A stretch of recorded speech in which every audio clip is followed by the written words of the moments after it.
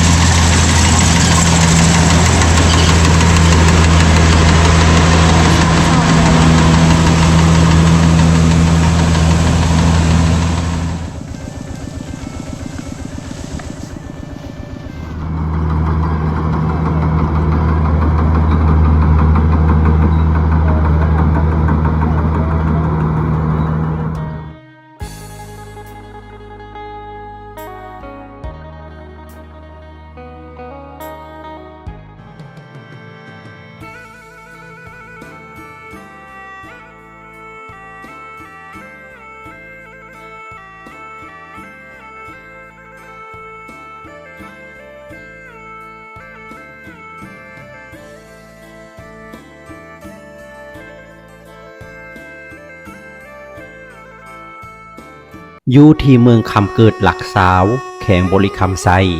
มีผาหินสูงสันตั้งสง่าอยู่สองแคมทางชาวบ้านแถวนั้นเอิ้นกันว่าผาผีห้องว่ากันว่าแต่ก่อนมีพลานหินเดออกมาจากปากถ้ำคือกับคนแลบลิ้นต่อมาในระยะสงครามได้ถูกลูกระเบิดของยนต์ตกใส่เฮ็ดให้พลานหินนั้นหักลงมายังเหลือแต่ปากถ้ำพอวอคือดังที่เห็นและยังมีเรื่องเล่าตำนานที่เล่าขานสืบทอดต่อๆกันมาว่าแต่กี้แต่ก่อนดนนานมาแล้วอยู่ที่พลานหินปากถ้ำแห่งนี้เมื่อฮอดยามวันศีล15ค่ำเดือนดับและเดือนเพ็งจะมีหนุ่มสาวของชาวเมืองบางบดออกมาฮ้องร่ำทำเพลงเต้นเฉลิมฉลองยกใหญ่กันอย่างมวลซืนเสียงดังสนั่นไปทั่วป่าชาวบ้านมนุษย์ทุกคนที่อยู่ด้านลุ่มก็ได้ยินเสียงและพากันมาเบิ่งมาชมอยู่ตลอดและถ้ายามใดมีงานบุญศีลกินทานชาวบ้านก็มักจะมาขอยืมศีลจากชาวบางบดมาใส่ด้วยการเอาดอกไม้ไปวางไว้พลานหินที่ตีนผาแล้วก็ย่อมือขึ้นตั้งจิตอธิษฐานขอยืมศีล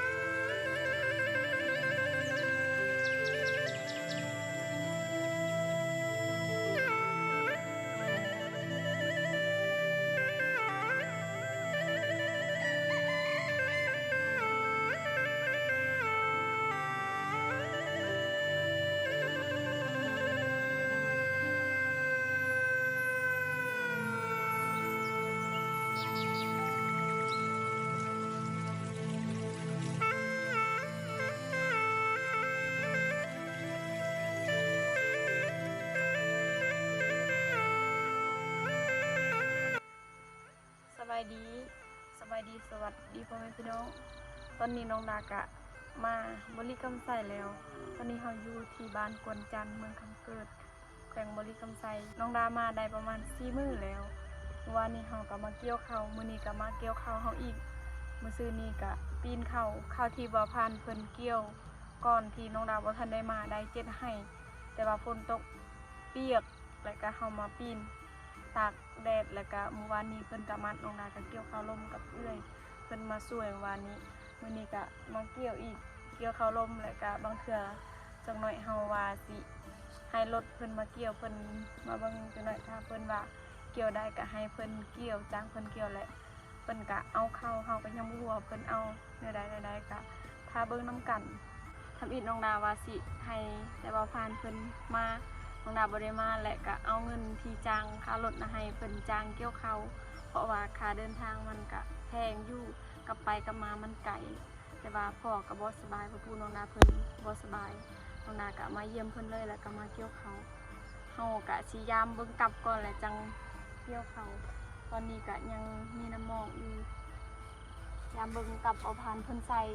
หัวเพิ่นใส่จากหลังเพิ่นใส่อยู่นี่แน่แล้วก็อยู่คุณแน่เฮายามมื้อซื่นน่ะได้ตัวหนึงเมื่อวานนี้บ่ได้แต่ว่า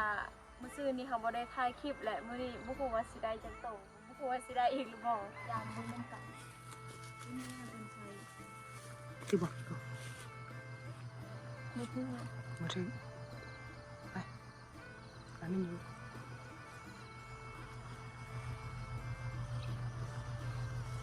อ้าวถือกุ้ย ไม่ใช่ เฮ้ยนี่ อยู่นี่บ่ได้ใช่ มา บ่ บอกกับกูแล้ว ไม่ใช่ ผมมันตายเลย โอ้นู่นยังคือเนี่ย ห โอ้ นูตัวเยอะเลย มันบ่กัดบ่ กัดได้ นี่ยังวะ หนูเปิดยาขึ้นเปิดยาขึ้นดูเปิดยาขึ้นตัวเยอะบ่เยอะอยู่ทุกคน แม่นหนู หนูก็ หนูใหญ่เนาะ คนเยอะทุกคน ม่านแล้วจะมาดิใช่ มันกัดเสื้อกันได้เห็น กัดแล้วบ่ แต่อยู่แต่แต่น้ำกัดเสื้อมันขาดเลยน้องได้น้องได้ นี่แหละคือจะเอานั่ง สวัสดีทุกคน ให้บ่ผ่าน ให้บ่ผ่านเพิ่นปลด มามัดเข่าแล้วก็คู่เข่านะเหมือน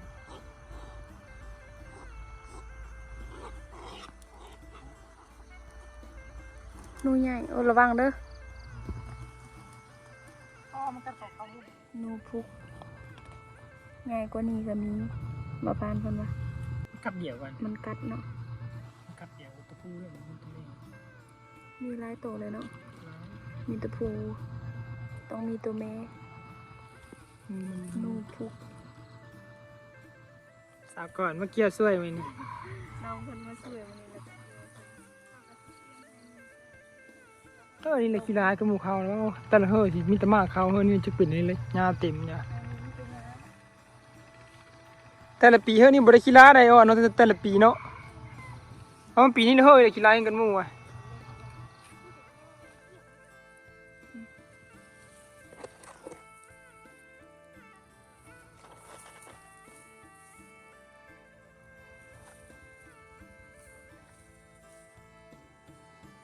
เลยเพิ่นอีกมาเพิ่มมาเกี่ยวช่วย3 คน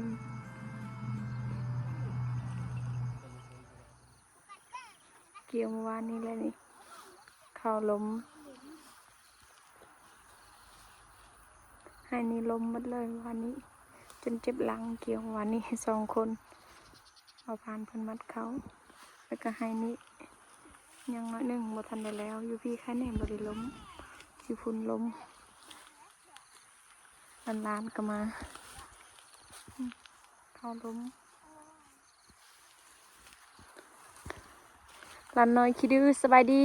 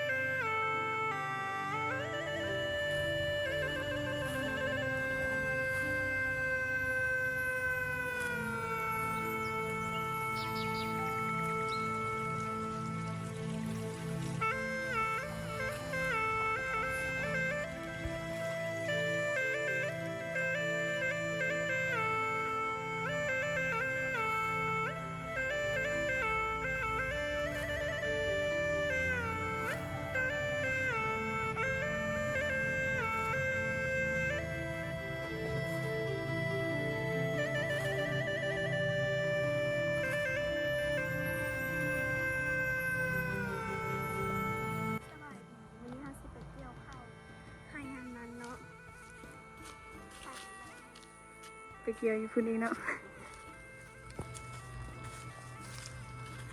ข้าวสีดำๆแม่นข้าวกำข้าวนี่บ่ทันได้สุก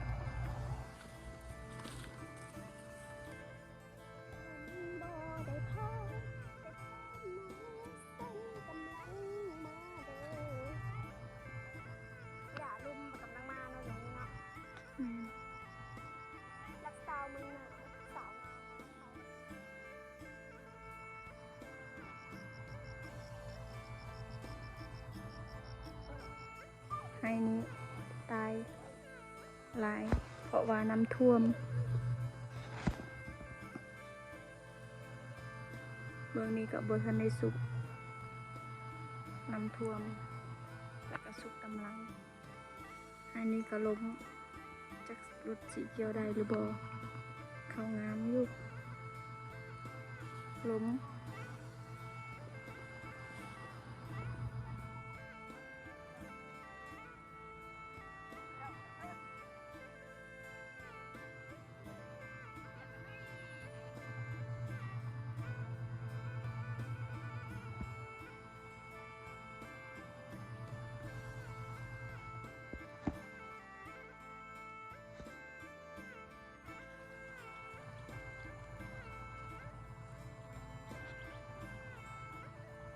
พากันหาเก็บหอย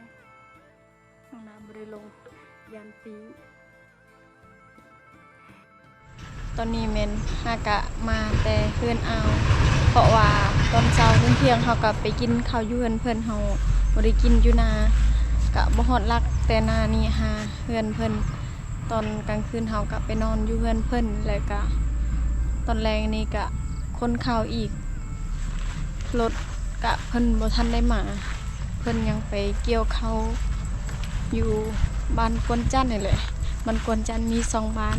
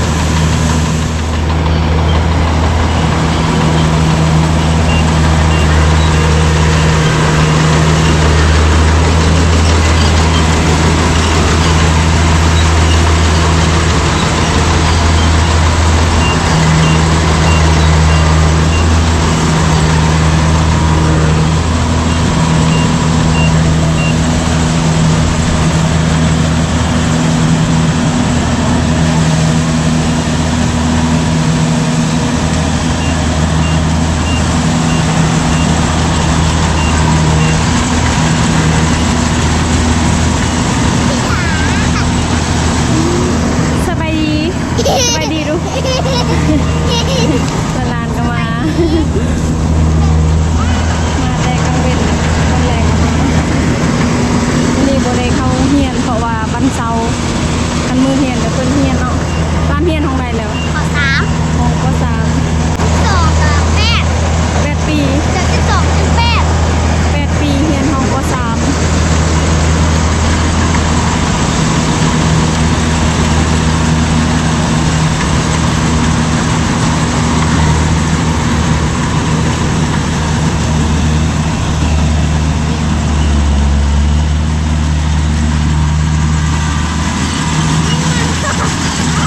เพิ่นก็มาช่วยลูกเพิ่นและทางหลังทางหลัง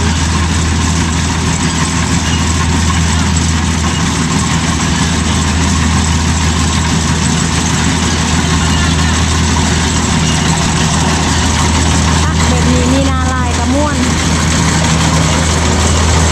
มีรถแบบนี้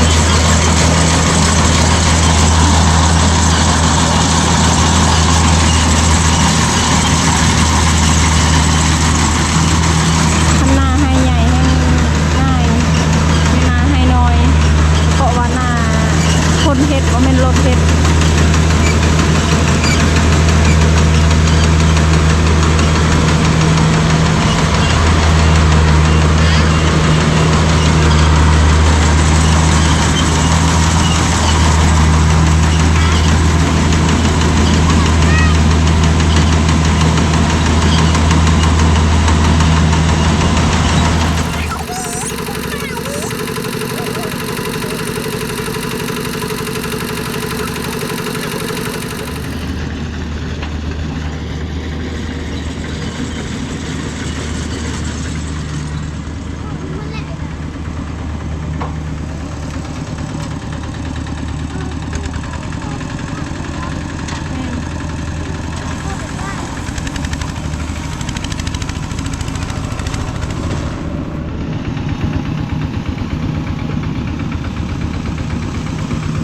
เอ้ยสิได้คนข่าวอยู่บ่ เ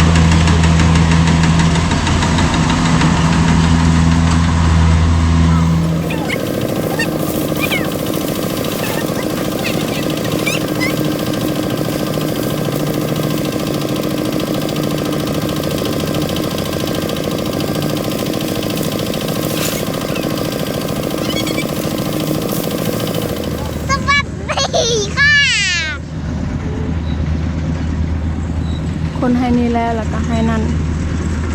แล้วก็ยังอีก2ให้คุณญี่ปุ่นและ2ให้ถ้ารถนี้เกี่ยวแล้วจังคนใดเพราะว่าคุณญี่ปุ่นอยู่ชนนั้น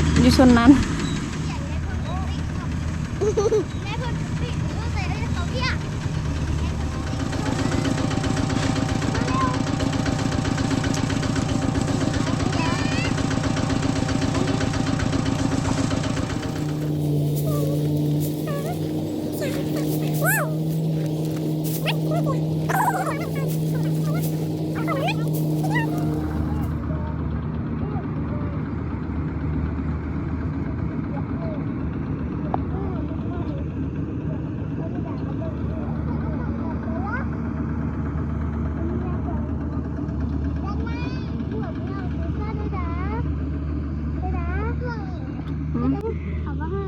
ฮะ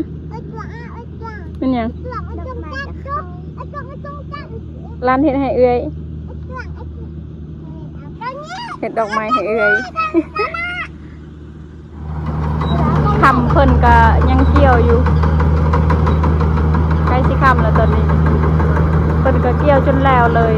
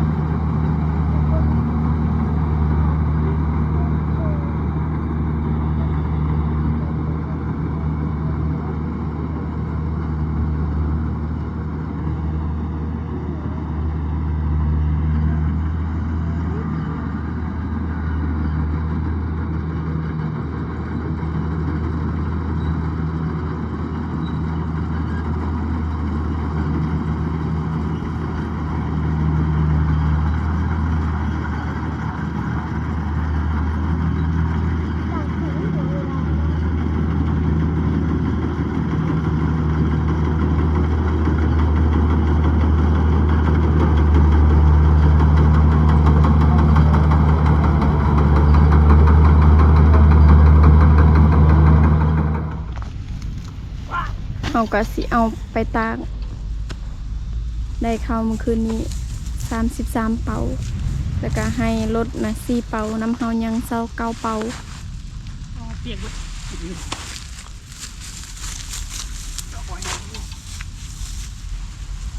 เอาไปตากพุ่นญี่ปุ่นแหละ ตากเพื่อนจะไปไล่ไก่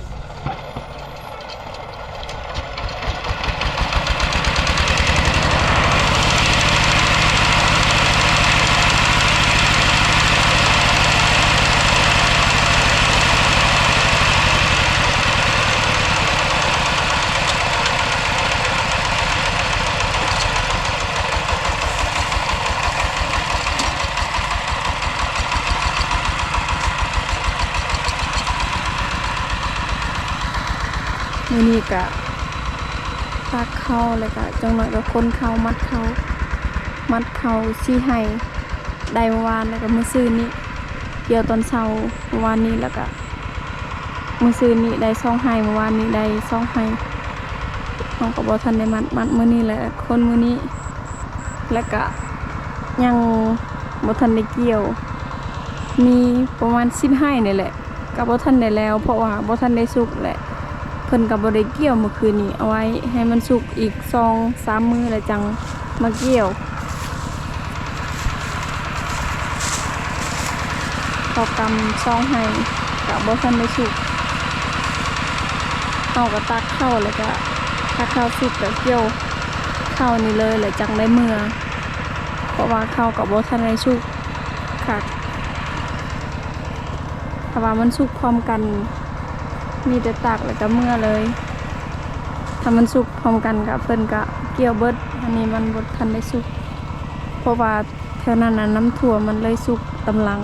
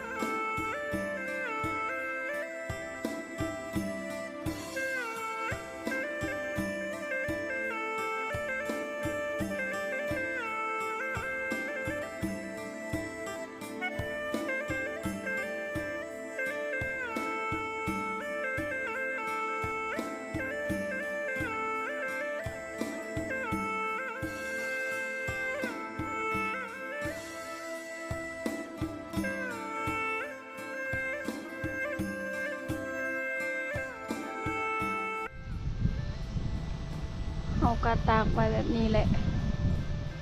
ประมาณ3มื้อตากแหละจังใส่ในกระสอบอีก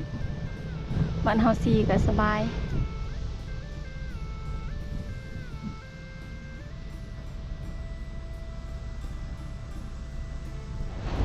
เฮาก็ตากแบบนี้แหละประมาณ3มื้อแหละจังใส่ในสอบ